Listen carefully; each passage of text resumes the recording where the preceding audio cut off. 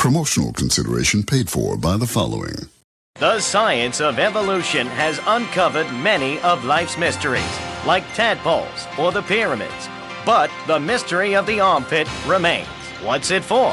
Why is it hairy? And why do men have nipples? But one thing is for certain, the armpit smells bad. Luckily, there's Pit Balm. It's like napalm for your skin or Agent Orange on your sweat glands. Pit Balm stops unwanted bodily functions in their tracks. It's as effective as sending GIs into a peasant village. When you're fighting the war against personal hygiene, bring out the heavy artillery. Shut up and sit down.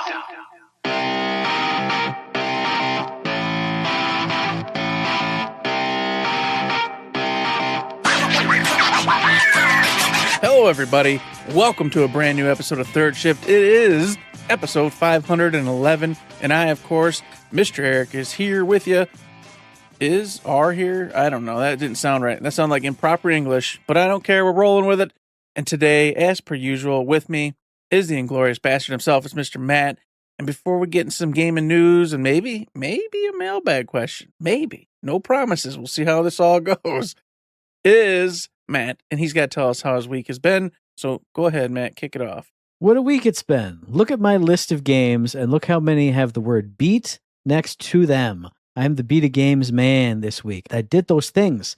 First up, I beat South Park: The Stick of Truth, which I've been playing on my Xbox. And I can't believe, I talked before about how much fun that game is, but I can't believe how good it is. It's such a fun and awesome game to play. The battles are so much fun. All the different weapons you can get and all the different ways you can customize it. It's so much fun. It's fairly simple, I guess, if you boil it down to its basics. But just like, I don't know, man, like finding my build that I did all the time, bleeding and burning and grossing out enemies, and just carrying that through to everything. I just decided to do that. I didn't engage with the magic system at all. I'm just bow, I'm just weapon, and I'm doing all the things, and I'm feeding myself more PP, the ability points, and I'm just abilities everywhere, and everybody's burning, and everyone's barfing, and everyone's bleeding. It's just so much fun and so good. And the other thing I can't believe about this game is the things that happen in it.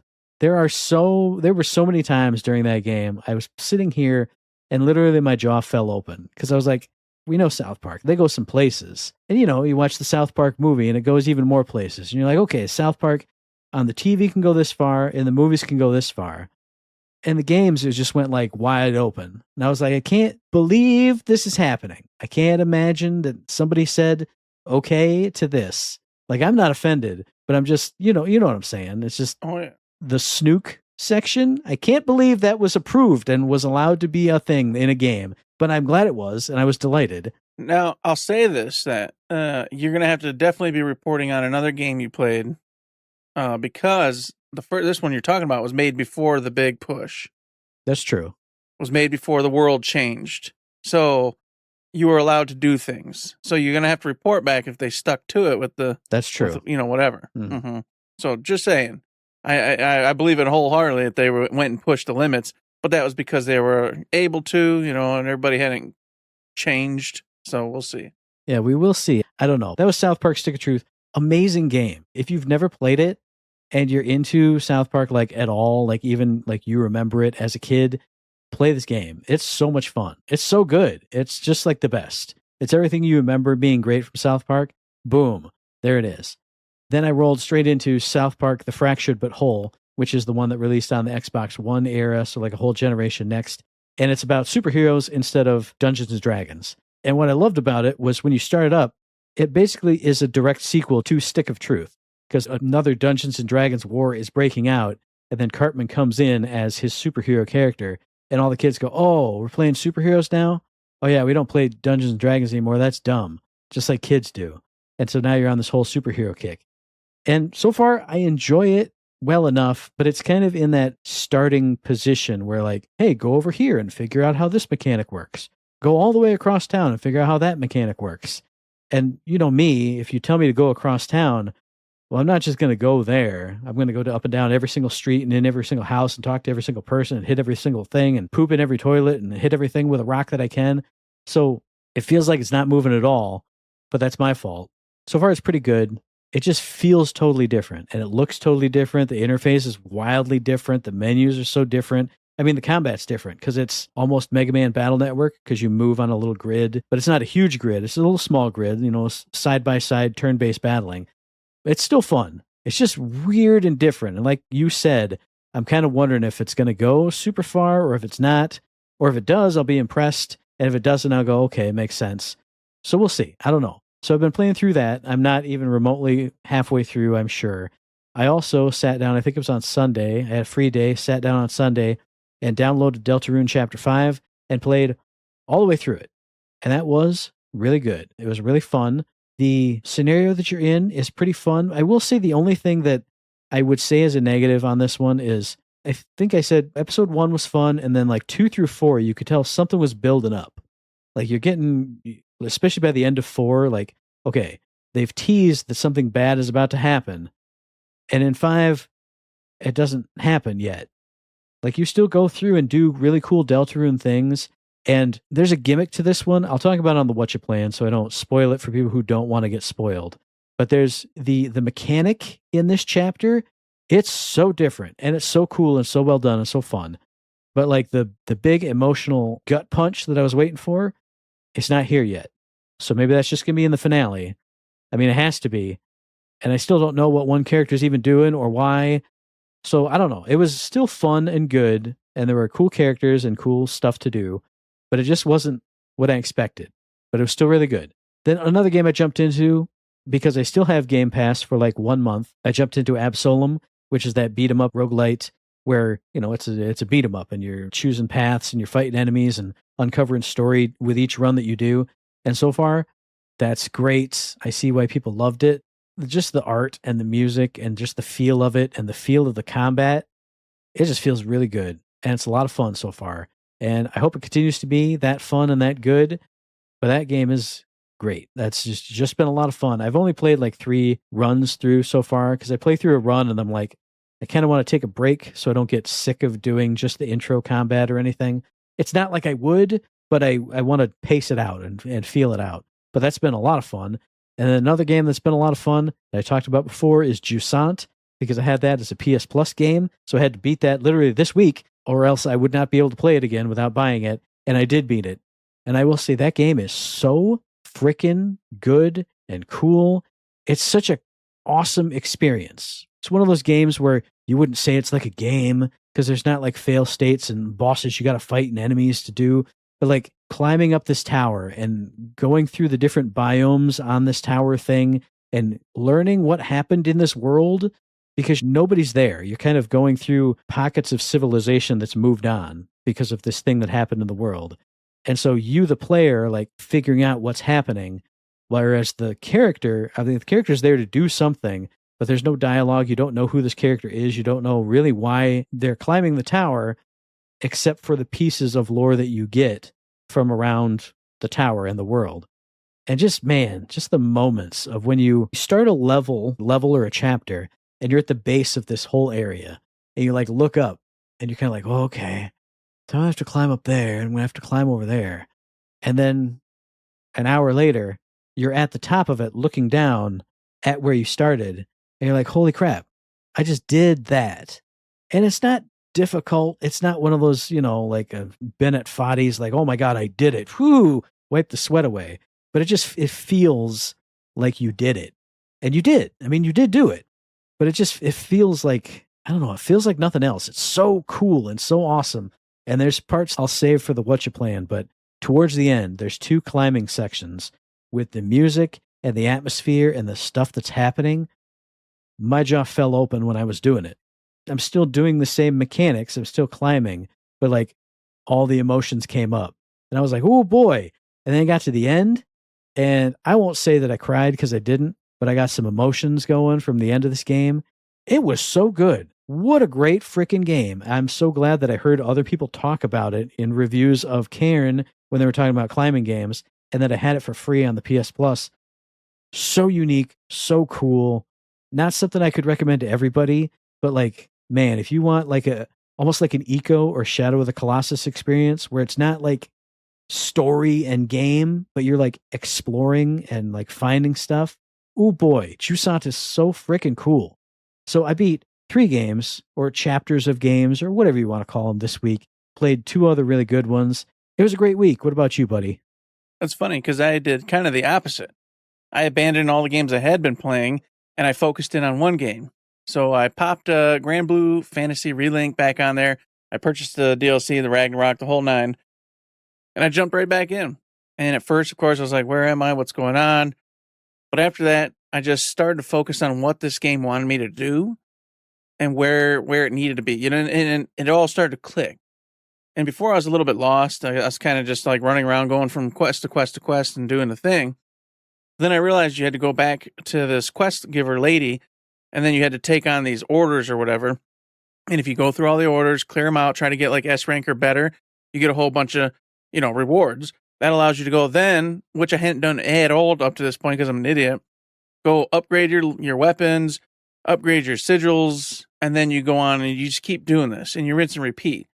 And there's a whole bunch of like little side quests you can do for NPCs around the town, but those are like tertiary. You don't have to worry about them.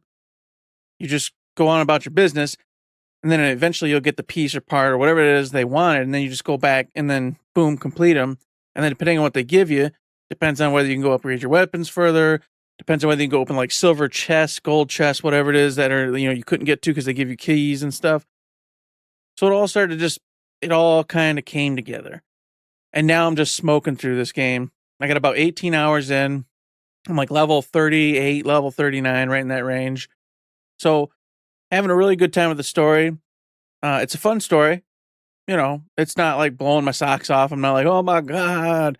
And it's that, it's kind of that typical story where like, hey, we're going to save the day. Oh no. The baddie was like, oh no, you don't. And then did a thing. And then you go and you're like, we're going to fix this. And then you get to the point where you're about to fix it. And then the baddie goes, oh no, you don't. And then they do another thing. And you're like, oh man, gosh, these baddies are so strong. We're going to fix it this time though. Oh no, you don't. It just keeps happening over and over and over and over again. I'm like, okay, are we ever going to actually fix the day? Are we actually going to save the day here? I don't know. I like the characters, but it is weird too because a mechanic in this game is you get these crewmate cards. So you can like just go unlock characters. And some of them you just straight up unlock, and then you can go do their fate episodes, which allows you to see the backstory of how they got into the crew. But some of them, it's like, hey, this person's going to join your party naturally. Do you want to unlock them now? And it's going to ruin kind of the story for you because it's going to tell you how they got to your crew, but it might, give you a heads up on how it all happened, blah, blah, blah. You haven't got to it yet, basically. So you say no. Because naturally, I want to see how they come to the party, and everything else. Problem here is, I want my girl crew. I want my gal crew. I want the sexiest beasts out there in the whole world as my crew. 2 of these individuals that I want come from the story naturally. And I need a mage in my party. And the only other mage that is acceptable to me comes to the party naturally later. So I have to stick with the current mage that I have, which is fine, does a good job, but like I can't build the crew I want right now because I don't want to spoil anything for myself, even though I'm not like, oh my God, I gotta, I still want to do it naturally and just see how it all unfolds. I don't want to be like, oh, okay, well, that's what's going to happen. So I can't get the crew I want yet, or I can, but I'd have to spoil things for myself. So it's bugging me because I'm like, man, I just want to push that button and just get her on my side and build up her weapons because that's the other thing. So like I said, you got to spend the big time points to upgrade your weapons, get new weapons. And so you have to start picking and choosing. It's the same with your skills, your masteries or whatever. You've got to pick and choose. You only get so many points. So if you're over here trying to like keep everybody even, then your main party whom you're rocking with aren't going to be overpowered. So you got to start to go, okay, do I want just an even crew up and down? Because occasionally they do that BS where they go, hey, you got to play as this guy. Here you go. So if you don't have anything in that dude, that's going to be an impossible mission, and or you're going to have to hope you had a bunch of points kind of left over and you can upgrade them and whatnot. Or do you focus on your crew and make them as badass as possible, and then you're smoking through missions, you're having just a blast because everything's just, no problem.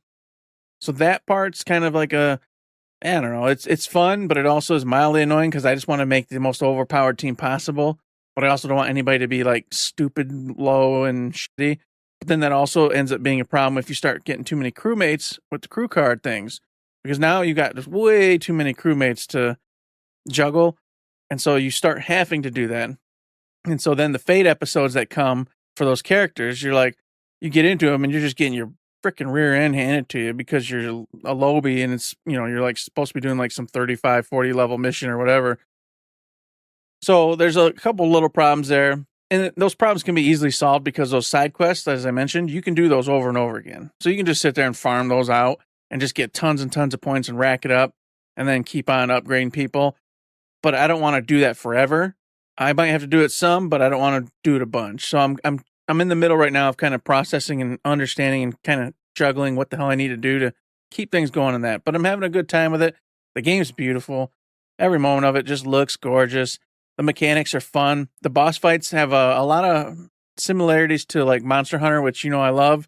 So you're looking for their mechanics, jumping out of their AoEs and waiting for them to do their big giant attacks and then getting on their weak points. That all of that's there, and that's great. Regular baddies, not a big deal. You're just hacking and slashing, having fun, doing your S-links. Good time. So enjoying this game, having a great time with it. Still feel bad that I've abandoned everything else to play this, but I have a limited amount of time, and I was in the mood to do it, so I said, whatever, I'm going to do it. Beyond that, the only thing I did this week, man, is I went to the Capital City Comic-Con. My daughters got home on Sunday from a trip down to Ohio, so I loaded them up in the car. We got over there, got the tickets, got in there, and man, oh man, it was fun. Just so many vendors, and yeah, they did have just like a Umicon or whatever, the whole little drawing and the artistry and the comic side. What they did that I thought was a really good thing was they completely separated it. So one whole half was just gaming and anime and just cool fun, that kind of stuff. Then the other half was all artists and comics and them trying to get in books, them trying to sell you their literature and everything else. So if you want, you could just completely skip that whole half and just stay on this side of it and you know what you're getting. Whereas I think at Umicon, it was all kind of bled in. So you just, this booth's cool, but this booth don't care. And what I did notice, it was funny. Everybody's hawking their wares and doing their thing. But I did notice on the artistry side and the book side, it was just more aggressive. Like, hey, come here. Do you like this kind of fantasy? Look at my book. Hey, you like this artwork? Look at my artwork. Come here. And I was like, okay, I'm leaving. I'm going back to the other side. I don't like it when they, like try to rip you into it. It's like, just let me, if I naturally come look, even then, I don't like it when you just grab me the second I'm looking at your stuff. Give me a minute or so. If I'm still looking at your stuff, then go talk, then go ahead. Hey, so I see you're looking at some stuff. Anything interesting or cool? That I like. I don't like it when you're just like, hey, you. Oh, I saw you look at that. Come here. No. I literally just looked your way.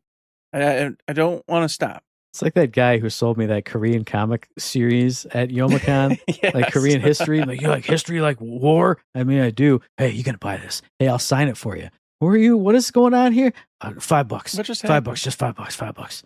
Okay, I guess. No, I don't know. All No, right. I just gotta say no. Run away. Run away to the video game side. Yeah. So that was happening, but there was so much to buy.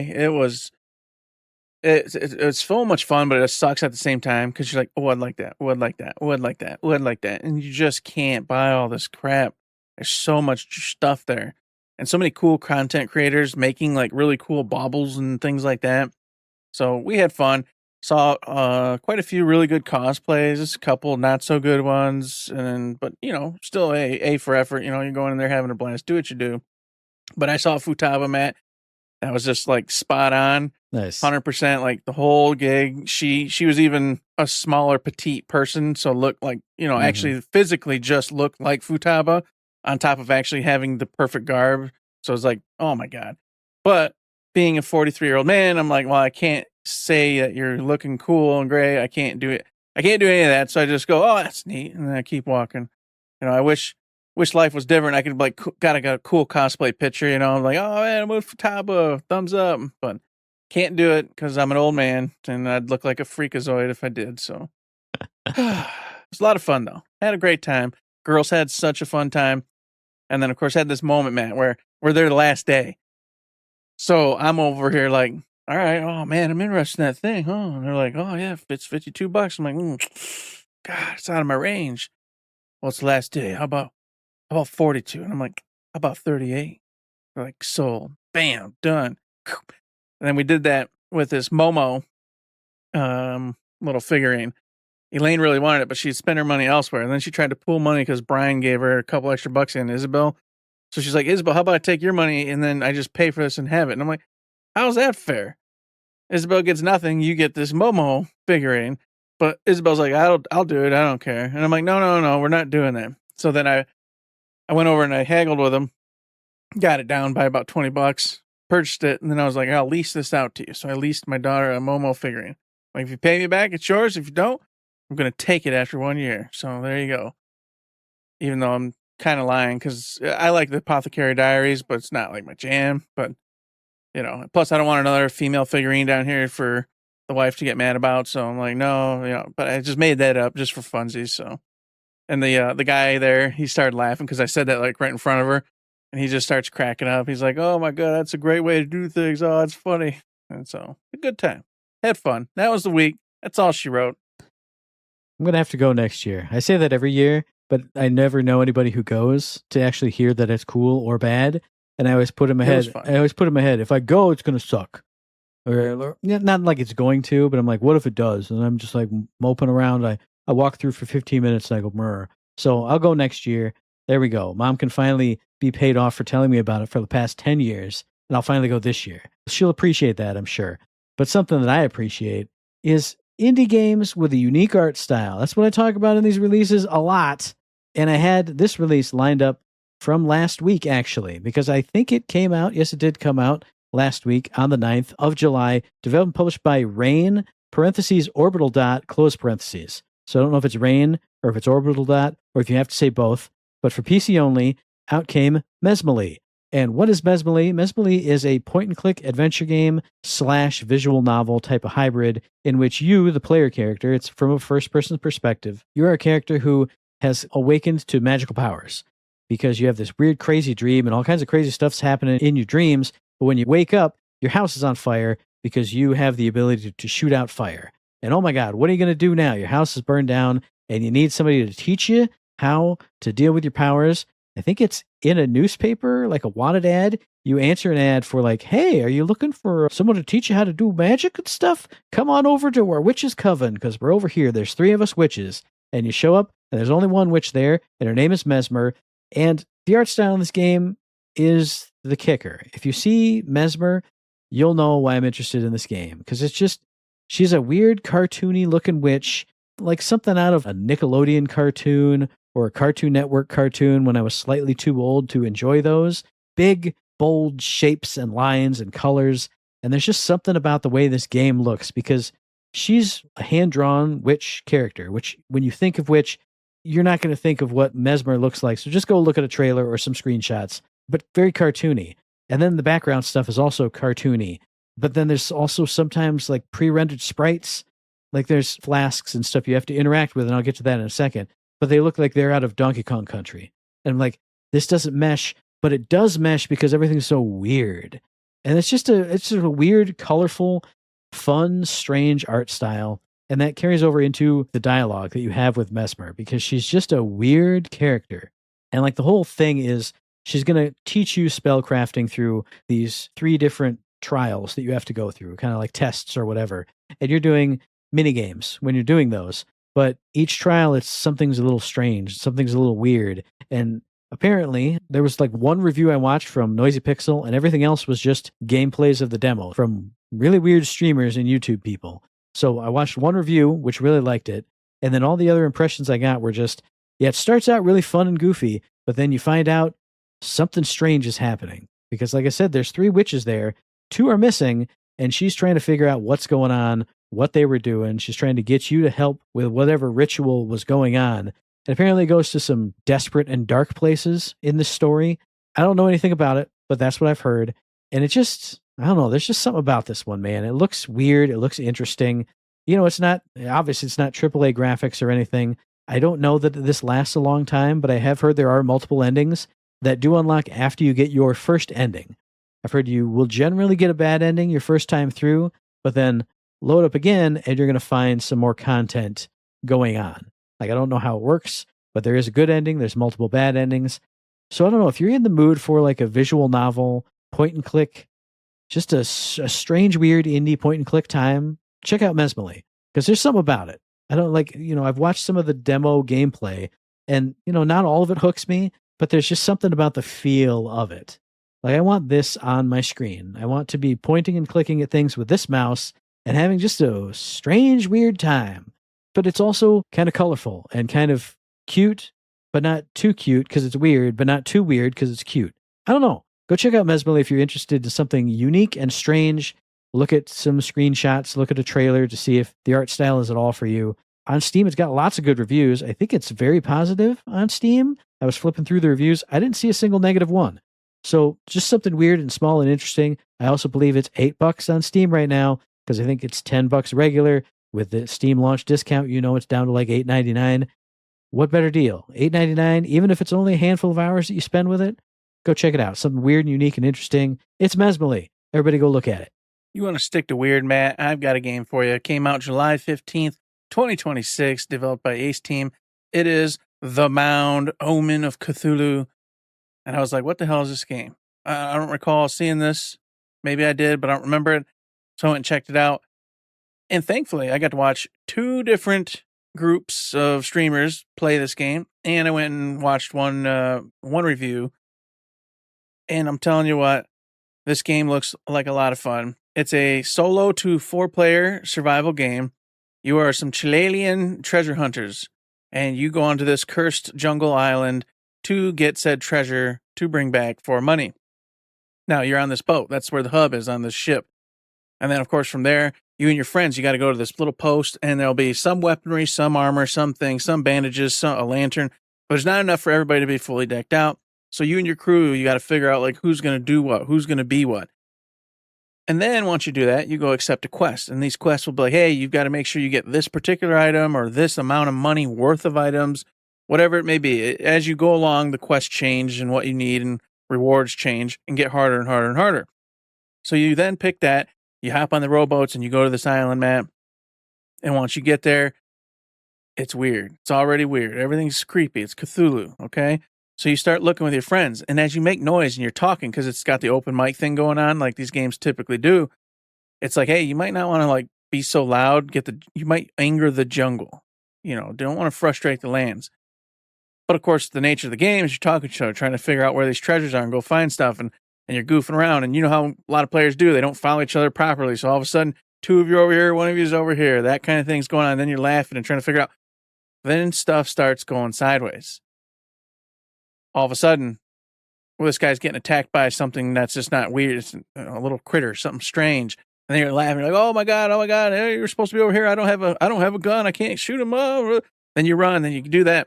But now you've made too much noise. You're getting too much, craziness going on. And everything just starts escalating. And I don't want to spoil the game, but I watched, like I said, about 4.5, 5 hours worth of streamers playing this thing. And yeah, it's a Cthulhu game. There are a lot of creatures and things and stuff that happens that'll get you. If you like this type of game, you're going to love this. And it just looked like so much fun and such a blast. But I will say it looked hard as hell, because once you start pissing the island off, things start going sideways and strange really quick. And if you're not like close to whatever that objective was that you needed to complete by then, man, you're in trouble. You're in a lot of trouble. So it does behoove you to follow the rules and try to not make a bunch of noise. But the kicker is you get this medallion type thing that'll help point you in the direction of some of the stuff you have to get or need to get. But when you do it, it's a gong. Dong. Of course it is. And then things go sideways. There's baddies. And the only thing I'll spoil is there's baddies on this island that you can't really take on. They're entities that are just beyond you, and you have to get around them and avoid them. And once you're making noise, they're starting to hone in on you, and stuff starts going crazy.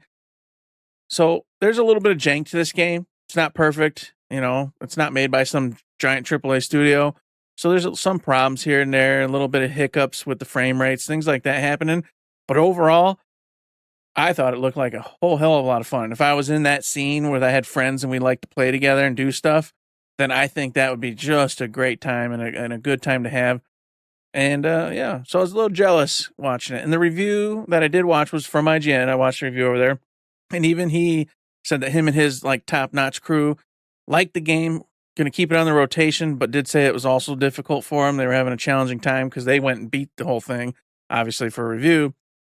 And the only point I'll make, and it just bugs me, was he made very clear and very sure to keep reiterating that H.P. Lovecraft was, a racist and da-da-da-da. And it's like, yeah, everybody knows that. It's fine. Mention it the one time, but you don't got to keep on hitting the issue. It's like, yeah, but you love his works. You love what he's created, right? So yes, go ahead and mention it at the beginning in case there's one human being who doesn't know at this point. But then after that, just give me the review. So I was a little mad about the whole thing when I'm like, geez, you don't have to tell me 8 times throughout the review. I got it.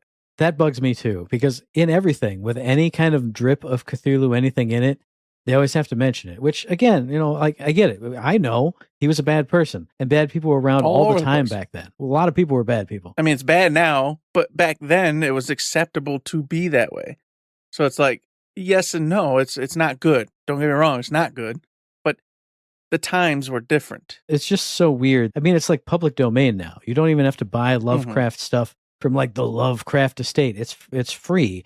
That's why everybody can make all the stuff with all the references to it. I'm not going to say it doesn't matter, but like it has no relation to the man anymore.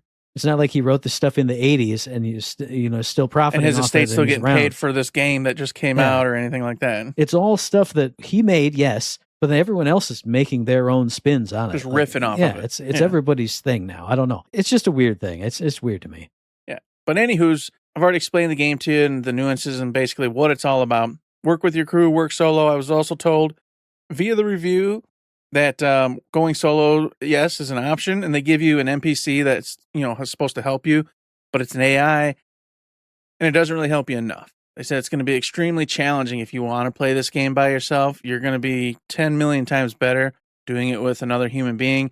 So if you think you want to get this solo, just be aware that I hear it's very, very difficult to achieve, the end game if you want to be a solo individual doing this.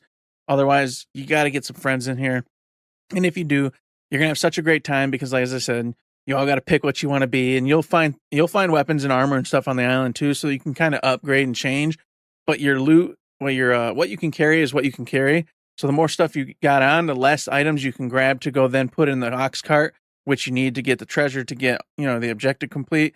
So you have to always be balancing what you have on you to stay alive and do what you need to do with what you need to be able to get and carry back to your ox cart and then get off that island before stuff happens that becomes undoable, basically. So with that, a great game. Looks like a lot of fun. It's got the middle range ratings all over the place, but 7s, 6s, but that's not bad at all. That's pretty dang good, in my opinion, especially for a non-AAA studio. So go check it out and see what you think. And speaking of games that look really good and you should definitely check out, we got 2 of them on the Game Pass. Launching into Game Pass is both Densha Attack, which is that game where it looks like Jet Set Radio, but you're a train, or like Eric said, or a bus or a boat in some levels or whatever. And you're just grinding on rails, doing crazy tricks, doing crazy jumps and all kinds of craziness. It's a game that was going to make my release, but I forgot that it came out this week. So maybe I'll talk about it next week. Then you also have Ascend to Zero, which launched into Game Pass, which is that fast-moving, voxely, it almost looks like a Hades-like. If I'm thinking of the same game, which I'm pretty sure I am, just fast-moving, dashing, boom, boom, boom, killing enemies. And I know this one is a roguelite to some degree as well. I wanted to make that my release when it came out, and then surprise, it came out this week, so maybe I'll talk about this next week. And then you have Mavericks by Matt Jones, which looks like a motocross type of a game. I only saw that right before the podcast, and it was like a motorcycle helmet, and then like a guy going, woo! So definitely dirt bikes and stuff type of a game, maybe, possibly. But then you got the best game of the year 2026, PBA Pro Bowling 2026. Get in there and do some bowling. I like watching some bowling every now and then. It's kind of fun to look at. But that was like, man, what's this going to look like? It's going to look like Wii Bowling. No, it's like full-on graphics of the full-on dudes doing their weird like two-handed bowling swings. I don't know. Go check this out on the Game Pass. Go check them all out. They're all good games, I'm sure.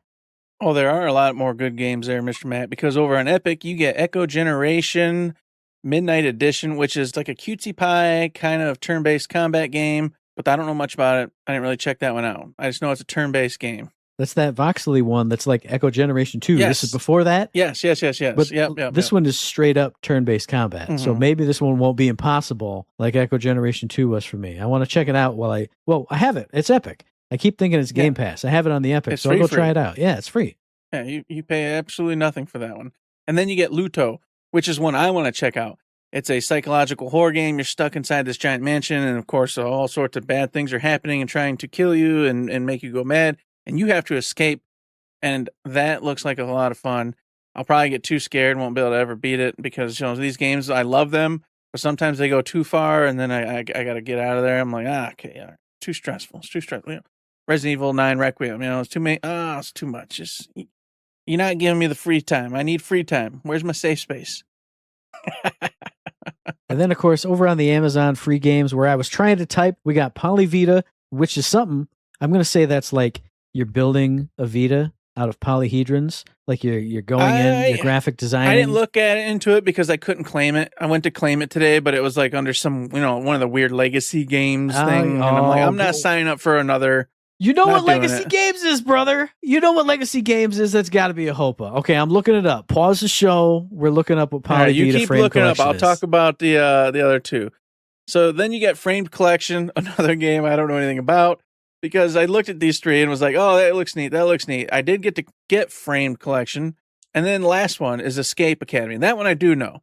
Obviously, it's in the words anyway. Escape Academy. So it's an escape room game. But it's pretty neat because you actually go to this college and it only takes like the elites, those who are going to be really good at escape rooms and doing all the things. So you go to this college in hopes of succeeding and getting through it. And by passing all these different escape rooms, you're then getting better grades and you're able to get out of there. So if you want to play a really cool kind of Harry Potterish game about being an escape room artist guy or gal, that game is right up your alley. And it's, of course, free. Because Amazon free games is that free unless you don't have Amazon Prime, and then you can't have it. Then it's not free. It's not really free, but you know what I mean. And Maddie was trying. He was trying so hard. I'm trying so hard. Game. I don't think I don't think it is. I don't think it is. You're right. There we go. There, I finally got it. It's a thought-provoking isometric puzzle game. So this actually kind of looks like Monument Valley, but it says it has turn-based elements, and it's got like a spider, and it kind of looks like the Hitman Go, where you're the character and you kind of walk on the dots. It kind of looks like a mix between Monument Valley and that. So I got excited, but it does look cool. Like it looks kind of unique, but not what I expect from Legacy Games because that's where the HOPA alerts live. That's where they all live. Yeah, it is true. So you got all sorts of free games, folks, that you need to go get. And of course, you're speaking of free, it's not free as a studio staying alive, Matt. And I just wanted to bring this up this week. Because it was kind of a thing all week long, and we don't have it in the show notes, but I wanted to bring it up anyway. Is this week, this last week, id got a whole bunch of layoffs, right? Literally half the squad got laid off. Sources were leaking, ex-staffers were telling people, hey, that we can only be a support studio with the size that we are at this point, and it's not going to work out. Say goodbye to what you remember and loved about id. And then id came out and said, no, we're doing just fine. And we're actually the same size we were when we did Doom 2016. So therefore, there are no issues whatsoever. We will be able to keep on making the games you love and know. And of course, that was kind of where it left off. But then over on GameSpot, there was another article that got posted up today. And another leaker comes through and said, hey, you know how you like id Tech? It's been making all the games up to now. Well, guess what? They fired everybody who could salvage that thing or iterate on it or make it better at all. So therefore, id Tech's going to be dead. It's gone, folks. And then, of course, there's also been the leaks that they're talking about maybe using Unreal Engine 5 instead. But then, of course, id comes out and goes, oh, no, we're good. Don't worry about it, folks. Don't worry about it. So, again, 2 times this week, just id going, no, everything's great. It's all fine. It's wonderful. It's beautiful. It's the same as it was. Don't you worry. But then now we've got multiple staffers just claiming that there's no way the studio can succeed or thrive the way it is, and that it's going to be dead and gone unless something drastically changes. So it's like, who do you believe? on one side, the company's telling you it's perfectly fine and that the numbers are just the same as Doom 2016. And then the staffers that were fired are going, no, bro. They got rid of everybody who can do the thing. Are the staffers just mad and being like, oh, hey, we were the only 5 people who could have fixed this and you fired us and we hate you and, we're upset about the whole thing? Or are they telling you the absolute truth and it's just lying because there's a lot of backdoor stuff and there's rumors going that obviously, we're not going to get into it in depth here today, but that Xbox is paring things down to just sell the whole brand off. And this is exactly what you do. You pare down everything to its most basic, just functional core. It's a lot cheaper to sell this now that there's only half the people that work here. Yes.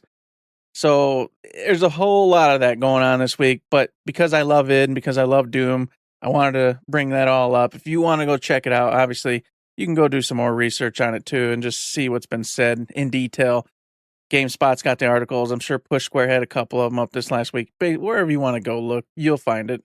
And then I got a little bit of news from an unexpected correspondent, and I can't go real deep into this myself either, but it's something I do think is worth mentioning because he keeps coming back to me and going, is EA just like the weirdest company? Like, what are they doing? And I said, okay, tell me more about this. Because apparently College Football 27, which I think is out or just came out or is coming out on the Game Pass, so I either have mentioned it or will mention it shortly, apparently was planned to have all kinds of microtransactions in the single-player department.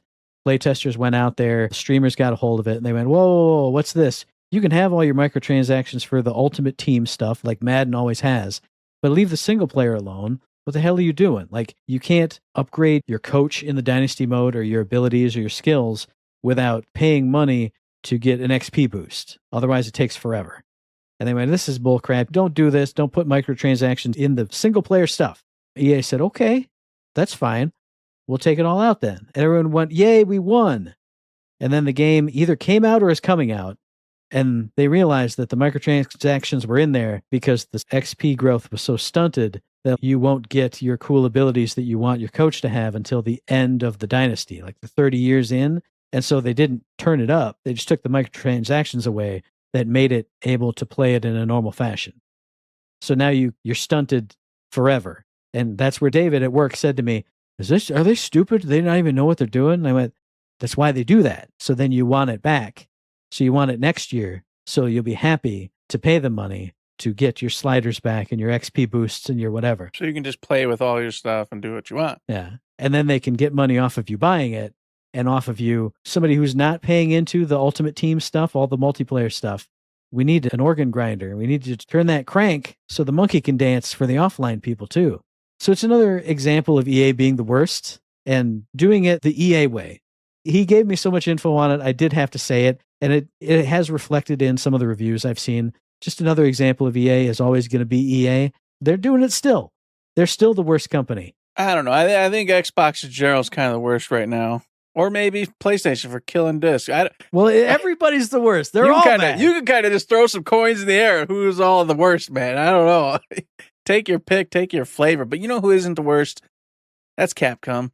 And Capcom just announced that, hey, Monster Hunter Wilds is going to be getting a permanent price reduction next week, but they didn't announce by how much. So as of this moment, I don't know what the price reduction will be, but if you're at all interested in playing some Monster Hunter Wilds, you're going to get to at a cheaper price permanently coming up here pretty soon. Not a sale, just an actual reduction. And they're doing this to get more players in because they just didn't get where they wanted to be with Monster Hunter Wilds. They were hoping to get to the Monster Hunter World numbers, and they didn't quite get that with this one, and they were hoping to. And let me tell you, this game's fantastic. Content's fantastic. And in every way possible, I think it is better than Worlds, except for in one area. I did think that the monsters in Wilds were way easier to farm and get your gear from. It was like one and done, but some people really enjoy that, and I did at the time. But then afterwards, I was like, oh, I've conquered the game, and it just was way quicker than Worlds was. So that part was a bummer, but they've added so much more content. So I just wanted to let everybody know, if you're interested in Monster Hunter Wilds, hold on for a couple more days because you're about to get a price reduction, and you can get in on there. And Capcom didn't have to do that. I mean, the game did well enough. It made its money. So this is cool that they're just trying to, get a couple more people in, have a little more fun with the Monster Hunter Wilds extravaganza. So go get it. Maybe I'll see you there because I'm getting the itch, Matt. I'm getting the itch to go back. I know you are. You always get the itch to go back. And there's no segue for this one, but it's something that was in the news, so we do have to mention it.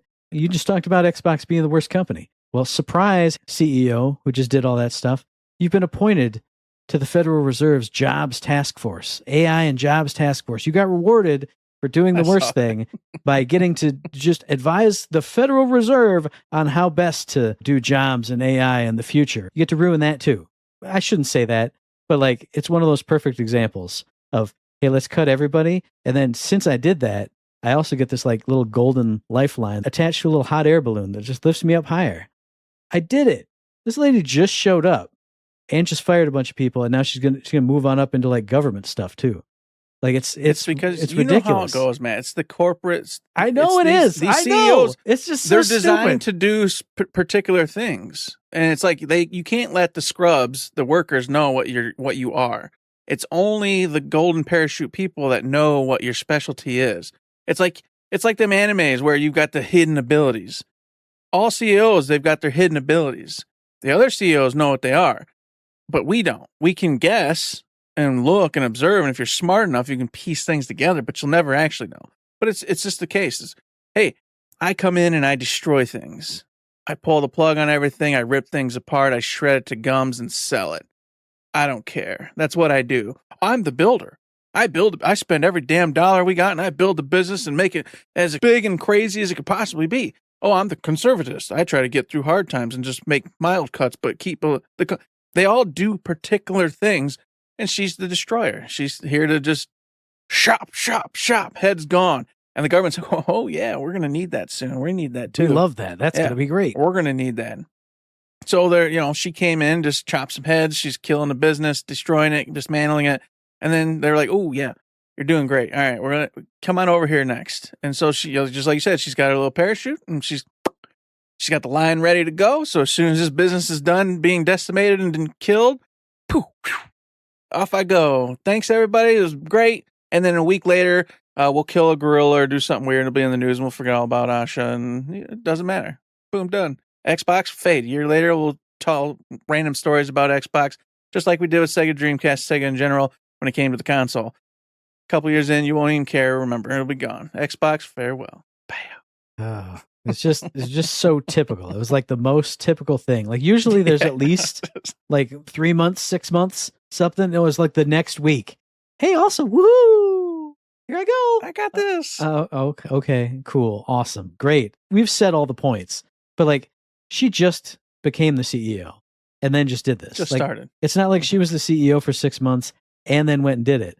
Like, oh, everybody left? Oh, here I come. Hatchet. Bye. Nope. She's still in the middle of cutting heads. Yeah. She ain't even done It's yet. not even It's over. Yet. Blood's still all over her hands, on her face and her dress. And she's just like, nah, that's okay, bro. I'll even let y'all see. I got this lifeline out of here as soon as I'm done cutting off all your heads. Don't worry about it. Oh, great. So I need that job. We need something. We need something to cheer us up. We need to be able to talk about the thing we love most on this planet. And thank God I hear a sound that I normally hate, but I hear thump, thump, thump. I hear feet. Man. I hear feet on my front steps. He's jumping. He heard the footsteps. He ain't letting us do it. He's getting to that footsteps. But I hear a bing bong. Oh my God. The mailman's here. We got a mailbag question from our buddy Demented Wizard in the Discord. He writes, with Persona 4 getting a revival, but Persona 5 Royal hitting Game Pass, and Persona 6 announced, do you think 5 gets a remaster as well in the future, or is it not that old? Should a hypothetical person who's played Persona 3 Reload wait to play 4 with its re-release, or jump into 5, or forget all the past and wait for 6? Now, there's multiple questions in there, Eric. Oh, yeah. But I think the obvious one is, do you think 5 gets a remaster in the future? I say like 15 years down the road, maybe, but like no time soon. It's way too soon for that. No, unless Persona reiterates what it is again and just changes its form factor like completely. Yeah. There's no need to. Persona 5, the way it's animated, the artwork and everything that's done, it's one of those evergreens. It looks good regardless. So you can enjoy it for what it is. And the mechanics, what they did was they took for Persona 3 and now Persona 4, they're taking Persona 5's mechanics and pulling those two games to the future of what Persona 5 has done. So they don't need to do that with Persona 5 until Persona 8 or 9 or whatever changes the fundamentals of what the game is. And then you draw Persona 5 forward with whatever the new whole thing is, because it was such a beloved game and the characters were so loved, et cetera, et cetera. And what I was going to say too is you don't need more Persona 5 as a regular RPG yet, because you have Strikers for the action type version of it. You have Tactica for moving units on a map. You get Persona 5 in all kinds of different ways. So Persona 5 itself can be its own thing. These are their own spin-off things. We agree. Until something major changes, you're not going to get that. But what about a person who's played Reload? Do you wait for 4? Do you jump into 5? I say you can't wait for 6. That's going to be 2037. That game's never coming out. Even though we saw a teaser, we saw a teaser that didn't show anything. That's not coming out ever. It's never coming out. Yeah, definitely don't wait for 6. No. Do not wait for 6. You're looking at 2 years at least for sure before this game hits. You're going to want to play. Oh, goodness. He's played Persona 3 already. Man. I got to say, obviously, my favorite's 5. Sometimes it changes to 4 for like a second, but then it goes right back to 5. So I would say just jump to 5. Jump to 5, play Royal. And then afterwards, if you're still in the mood, Persona 4, whatever it's called, I forget now, the remake is going to come out. And then you could play that one. Just jump from RPG to RPG. That would be my take, I guess. But then again, since these remakes aren't like completely remakes, it's not as smooth and great as Persona 5. Maybe it's better to wait, just play 4 when that one hits, and then do 5 as like the coup de grace, the finale, because it's the best of what those are. Like just all in all, overall. But man, I want you to play 5. So it's like, it's hard for me to say for sure. And I definitely agree with what you said. Like, I want you to play 5, and it is the best. Like, overall, it's the best. But I feel like even when they did upgrade 3, there's still some stuff in 3 that feels old compared to 5. Even though they brought the speed of battle and everything in there, there's like the interactions with your personas. The capstones of the social links in 3 still are very old school. Whereas 5 gets you like so much stuff. When you capstone people, you don't just get, hey, here's the ultimate persona for that arcana. You get an ability that helps you all throughout the rest of the entire game. And you get that all throughout the social links. Whereas in 3, it's just, you're just having fun. And maybe you get a couple like really small things that help you in a really minute area. And I feel like that's what 4 is going to be. Like, they're going to bring up the gameplay, they're going to bring up the speed, the graphics, the music, the everything. And it's going to play super smooth and be a lot of fun, but you're still not going to get those big social link capstones or the depths that you could go to in like Mementos and the palaces in 5. The dungeons in 4 are not going to be like that. They weren't in 3. They're not going to be in 4. They are going to be better because they're themed dungeons in 4. They will be better. They did say they improved the dungeons. So, and there are interactions in 4 that you don't get in the 3 dungeons because the 3 dungeon is just Tartarus. That's all there is. Versus in 4, you get more stuff to do because it's themed around the character. So I feel like 3, 4, 5 is the way you're going to go, even though chronologically you're going from most recent to most recent to least recent out of those 3. I feel like the gameplay variety, the gameplay systems, it just ramps up from 3 to 4 to 5, and especially Royal. It blows it wide open. There's so much more stuff you can do, so many more rewards you get, so many more interactions with the fusion of your personas, the different things you could fuse your personas into, the different ways you can do it, sacrificing a persona to boost this one, taking their skills, boosting this one, like exclusively, not just mesh them together. And no, 5 is like the ultimate. Like we've said before, 6 better be the most fucking ultimate. Like, better be the best of the best. Because if you did 5, and especially 5 Royal, and then 6 kind of goes back to a 3-4 style with all your mechanics and everything, I'm going to be super disappointed. So I say you played 3, wait for 4 early next year, go back to 5 because you're going to have at least 2 years to wait until 6 anyway, and that'll mechanically progress you the best way. They'd be like, those 2 were great. 3 and 4 were amazing. But 5, even though it might not have the superest shine on it these days, you're going to be like, man, I can do everything. There's so many cool characters and abilities and this and that and the other thing. I think that's the way to go. 3, 4, 5, no matter which way you play it. 3, 4, 5. I think overall you're right. And 5 is going to be the coup de grace. It's the best systems and best everything of what any of these are going to do.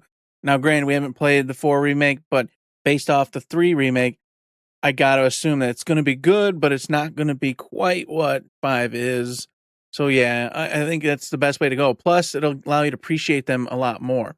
Because having done 5 and then gone back, I'm like, this is great, but not as great. This is great, but not as great. So it's always that thing. Whereas this time you can go, no, this was fantastic. Oh, this is even better. Oh my God, this is great.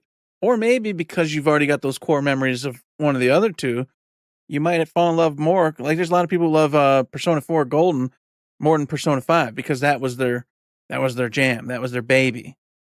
Same with Persona 3. So it kind of, maybe it'll give it a fair chance for you to grade them more accordingly. Whereas me and Matt are completely sideways because those were what we came into as 5 and how amazing it was. And then Royal just kind of, boom, just put the nail in the coffin. Yeah, I almost want to say, and I shouldn't say this, but I almost want to say it. It's impossible to say it. I feel like you need to play 5 regular to appreciate how good 5 Royal is, because otherwise you won't. These will just be your palaces. That's just how they are. Versus understanding how they were in 5, which was still good, but it wasn't the greatest thing ever. Mm-hmm. Like, play 3 Reloaded, play 4 Revival, play 5 Base, play 5 Royal immediately after that. Then play 5 Royal. Yes. Plus, though, in the 5 regular, when you play 5 Royal, a couple characters, it's going to just change everything for you. And it just feels so good. It's so rewarding.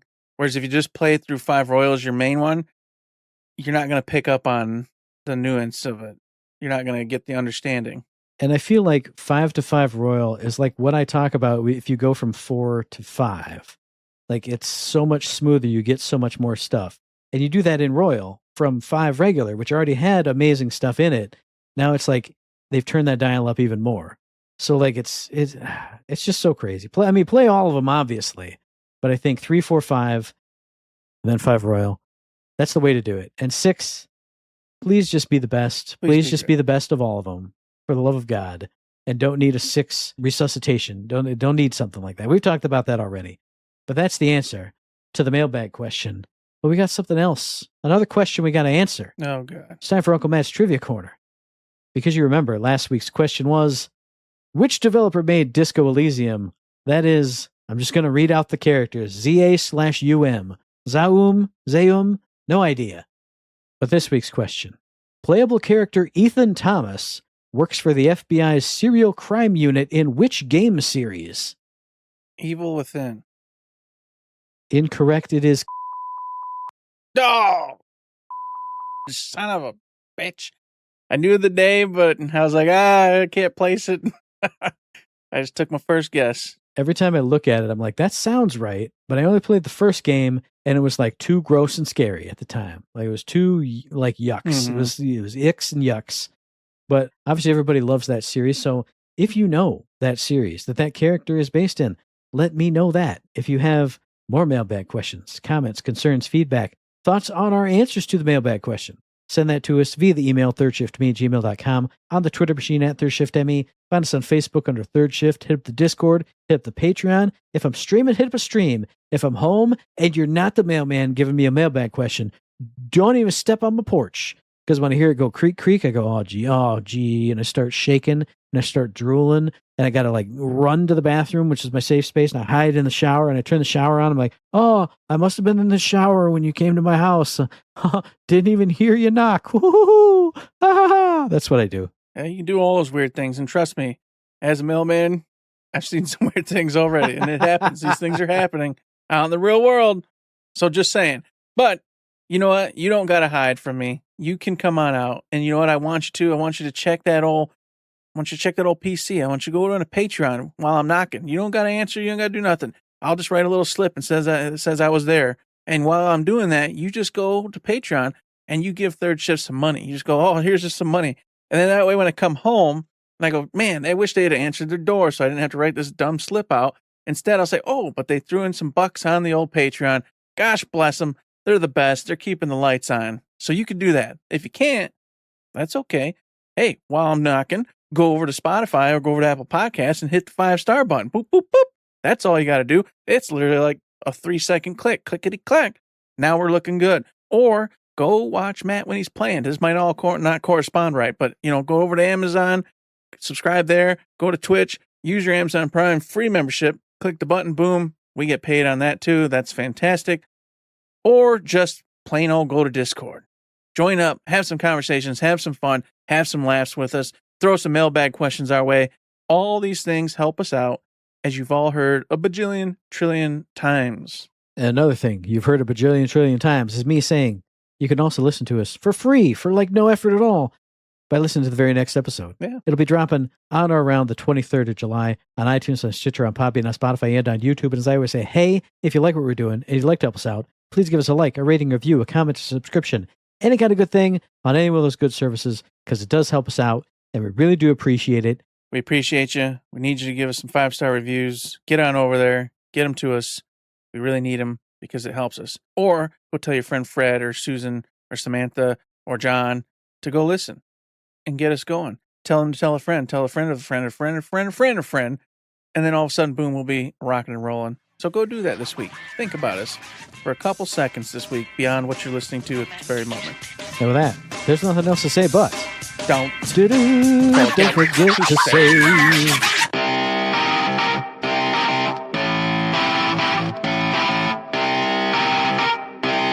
Shut up and sit down.